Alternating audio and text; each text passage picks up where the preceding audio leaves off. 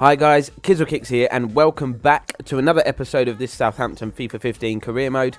Episode 24 today, and the first game is going to see us take on FC Copenhagen in the Champions League in some shocking conditions, I must say. You can see snow all over the pitch and they're going to play in white as well, just to make it all the more difficult for us. But 3 points here would see us guarantee qualification into the knockout stages, which would be a fantastic achievement. We're pleased just to be in the competition, but to get through the group, leading the group at this stage as well, is tremendous achievement for us.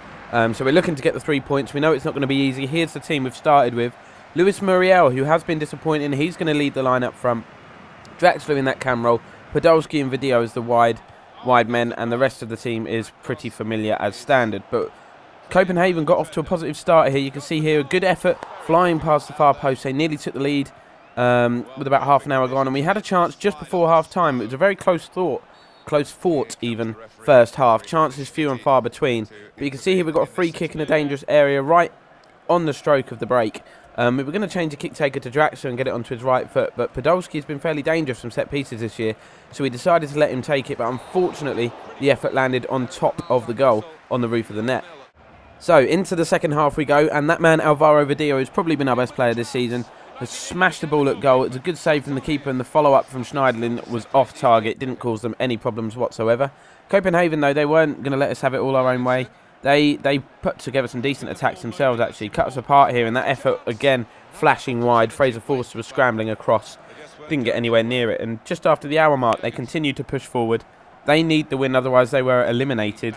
And you can see here a beautiful ball over the top and a volley hit first time. If that hit the target, we were behind, but it was a wild volley and it went over the bar, so a real let-off. Again, we found ourselves really poorly defending that attack, but ball's cut back here to Julian Draxler. He takes a touch, hits it, gives us a vital lead. 18 minutes to go in this game. If we could just hang on, we were through to the knockout stages, and it's a good finish from Draxler after some fantastic work down the right-hand side from Ramirez. Pulls the ball back, and you can see here Draxler, good technique, strikes across the ball, and it arrows into that bottom corner.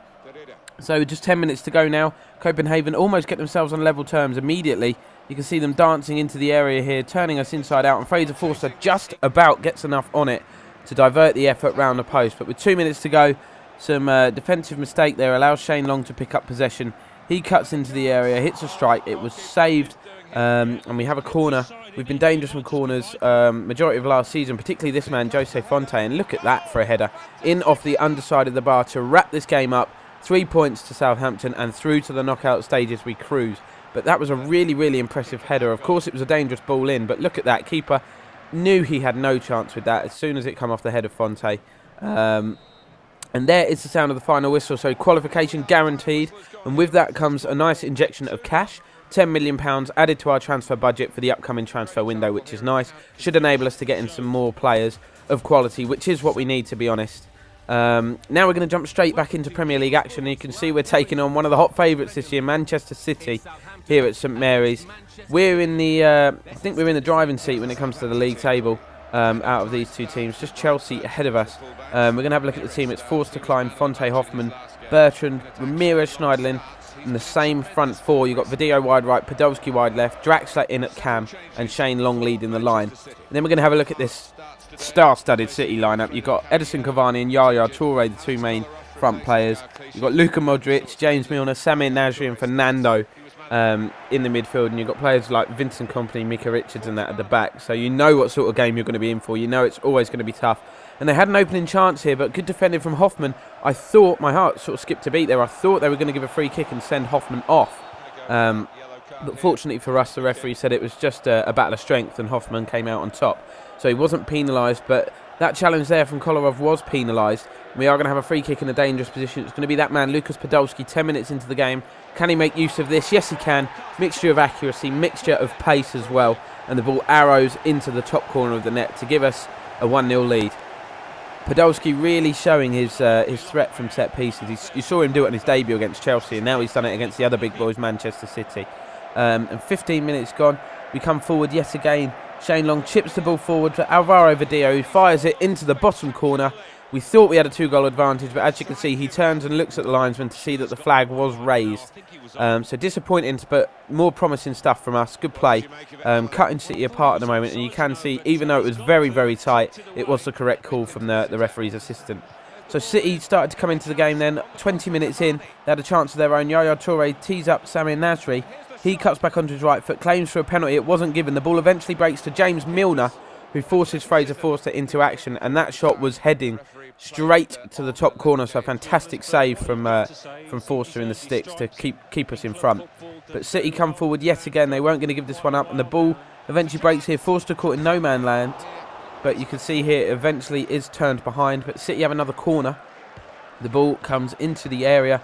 It's not dealt with very well at all. Forster goes down. The ball is scrambling around, and the shot is fired in. It's blocked from Ramirez even, and just trickles wide. So another let-off for us as we approach half-time. Just 5 minutes to go now left in this half. Julian Draxler has an effort. It's just spilled behind more than anything by Joe Hart. He really should be doing better to divert that and get a stronger hand on it, but it didn't matter.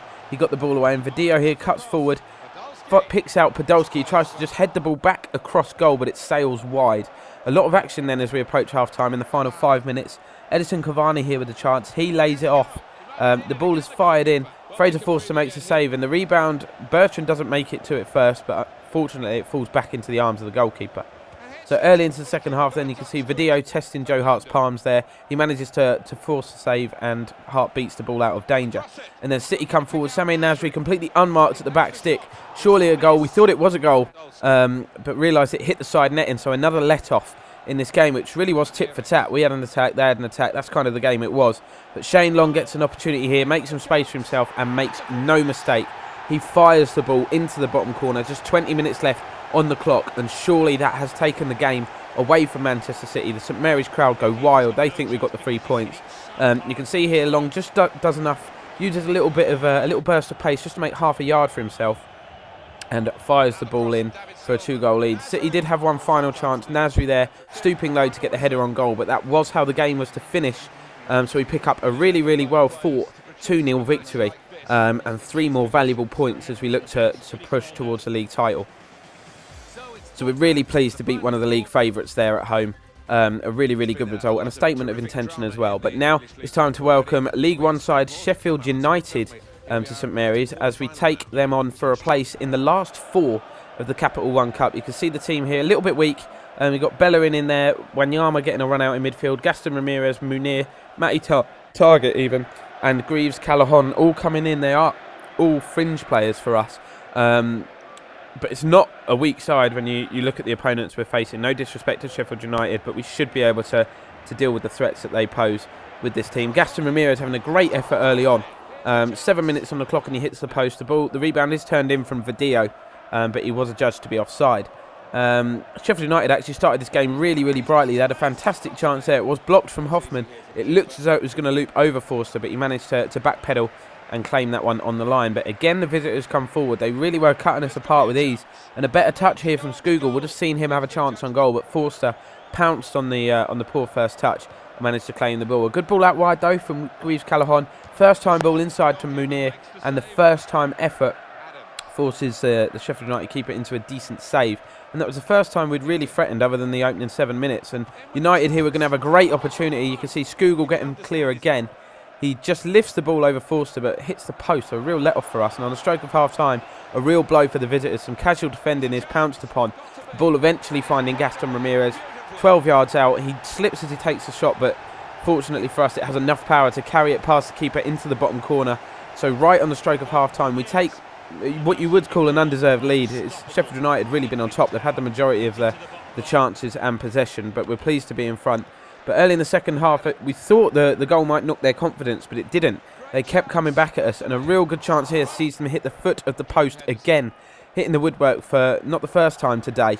And a real let-off for us there. But Gaston Ramirez has another chance here. He just kind of muscles his way through, shrugs off the defenders, and a cheeky little finish into the bottom corner. Again, undeserved, but we hit Sheffield United on the counter-attack. They didn't deal with the long ball forward.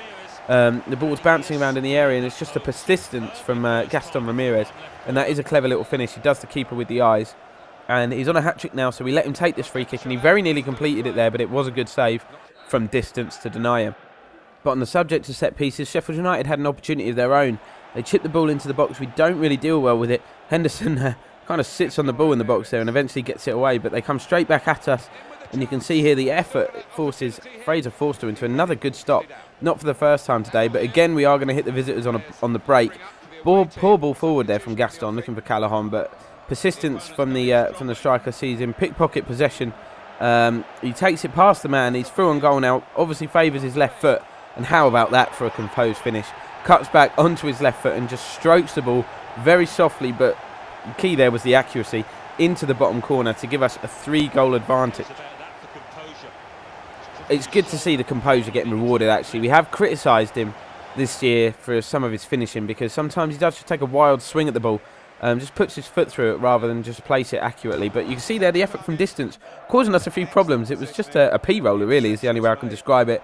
Just a grass cutter, but it did curl in towards the goal at the last minute, and Fraser Forster scrambled across. But Callahan, again, you can see, turning the defence inside out, forcing a good save from the keeper this occasion. But he was going to get another chance before the game was finished. He runs all the way on the outside on his left foot, and the last time he showed great composure to place the ball into the bottom corner. This time very different, but importantly the same result. The ball finds its way past the goalkeeper. The sheer pace on the ball, he just put his head down, got over the ball, put his foot through it, and you can see here 4-0, a scoreline which really flattered us and was really, really harsh on Sheffield United, who really had been in this game, and they have been the whole time, to be honest. Caused us all sorts of problems.